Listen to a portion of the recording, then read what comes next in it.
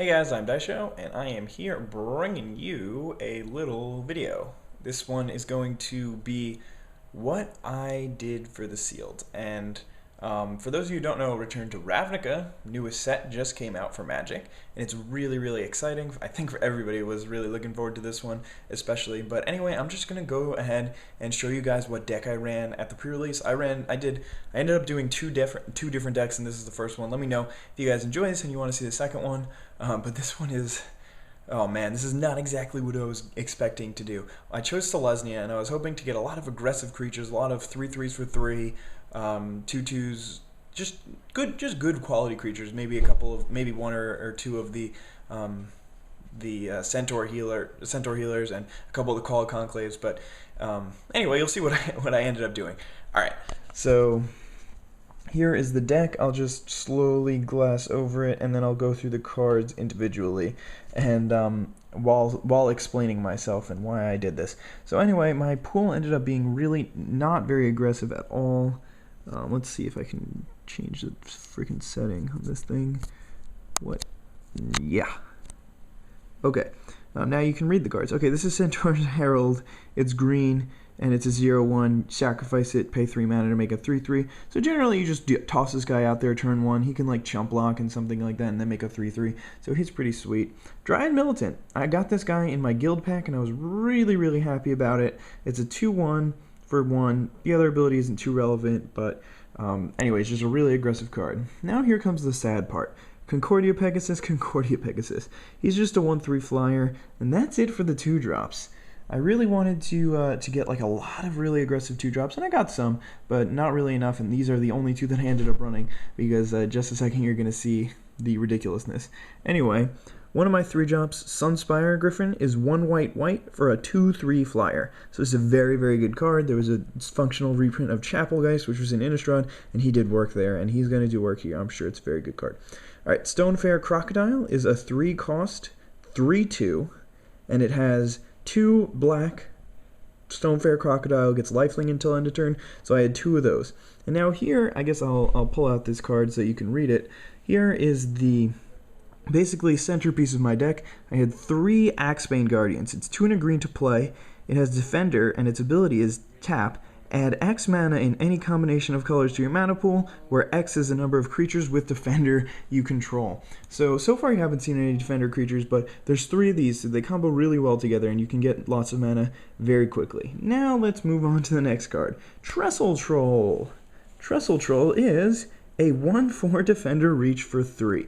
So as you see, I started in Selesnya, which is green-white, but in all my other packs, I got a lot of other good cards, and some of them were in black, and maybe not the good cards were in black, but this dude had Defender, he had Reach, he does what I want, he stops them, because that's basically what I tried to do. I tried to build a slow deck that stops my opponent from attacking me with Defenders, and these guys have Reach, and I also have the Concordia Pegasus to block flyers, so that's pretty good. And then just use my Axebane Guardians to ramp up, and you'll see what I'm ramping up to in a second.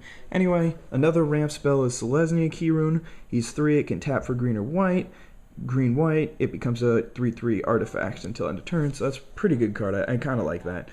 Alright, let's move on to the 4-drops. Eyes in the Skies. This card really, really overperformed for me, but here I'll show you what it does. It's 3 and a white, instant, put a 1/1 white bird with token, then populate with token, a 1/1 flying bird with flying.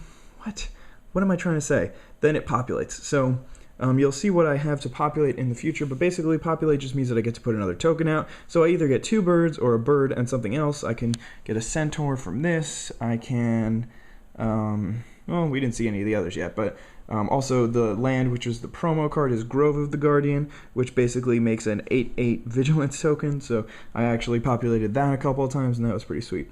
Now here's another pretty nice card. It's a Golgari Decoy, 3 and a green. All creatures able to block Golgari Decoy do so.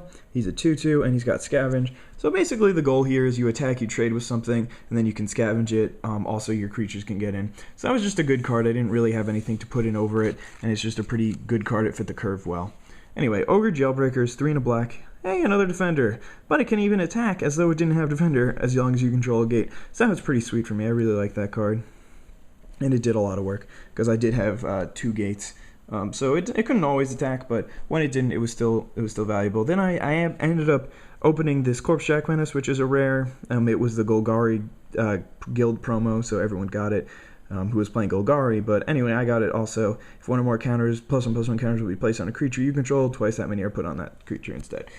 Alright, next is Gobbling Ooze, which, I mean, it works well with Corpse Jack Menace, but not much else, and really did nothing for me the entire tournament. But it's 4 and a green, sacrifice another creature, put a +1/+1 counter on Gobbling Ooze, and it is a 3/3. So, I mean, if I have Corpse Jack Menace out, I can do to get 2 +1/+1 counters, and that's pretty sweet. Golgari Longlegs is a 3 green, black, and he's just a 5/4. So, again, just a vanilla creature at the top of my curve. Then there's Slime Molding, which was another good thing to populate. I didn't have much populate, but when I did, it was happy. Sorcery, put an XX green ooze token where X is in the converted mana cost. Then there's Collective Blessing. It's 3 green, white. Creatures you control get +3/+3. And here are 2 Horncaller's Chants. Horncaller's Chant is put a 4/4 Rhino with Trample onto the token, then populate token onto the battlefield, and then populate. So that was basically the deck that I ran. I'm really not sure if it was good, but I'm going to make a couple of additions and deletions of what I could have done to maybe make this deck a little bit better. I'm not sure how it would have ended up playing because I didn't try this version of the deck. I really just saw my pool, didn't like it, and decided to go for something fun instead of trying to win. I ended up losing to 2 Rakdos, really aggressive decks.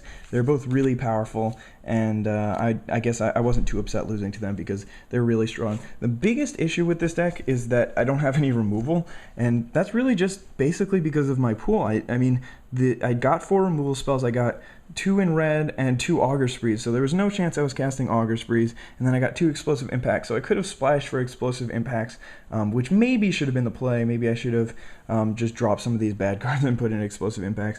And I mean, I probably could have been fine with that, or even just playing them with with Axebane Guardians. Maybe would have been okay, but then my deck is trying to do too much, and I don't think it's going to do well. But this deck, instead of being dirtily and just trying to get to the late game, is just a lot more aggro. It's still got a couple of ramp spells with this 1 Axebane Guardian and this 1 Key Rune, but it does a lot more. So the cards that I added are 2 of these Keening Apparitions. They're 2/2s for 2. I could sacrifice them to destroy an enchantment.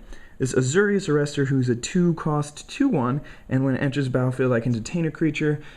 Arguably, I should have been playing this guy anyway. He's just really strong. 2 of these Common Bonds. 1 green-white instant, put +1/+1 counter on target creature, put a +1/+1 counter on target creature. And then 2 of these Selesnya Sentries. They're 3/2s for 3, 5 and a green to regenerate. And then just another Bizarre Crovide because I didn't really have anything else to play. 4 and a white. Whenever it attacks, untap a creature and it gets +0/+2, and it's a 2/5. So I'm not really sure which one I should have went with. Which of these 2? I probably should have at least tried to. Splash the Explosive Impacts as well, because I didn't realize, but having no removal is just not good enough. I wish I had some of those Tristani's Judgment, maybe I think it's called, where it's 5 and a white, exile target creature and populate. That probably would have been really good in my deck, but as it stood, I ended up going 2/2, which is not exactly where I wanted to be, but it was fine. I mean, I still had fun, and when my deck did end up working out, it was definitely one of the more fun decks to play. So let me know if you guys want to see something similar for my other deck. I'll just give you a little heads up the next time I went Rakdos. So yeah, I hope you guys enjoyed this video, and have a wonderful day. Bye!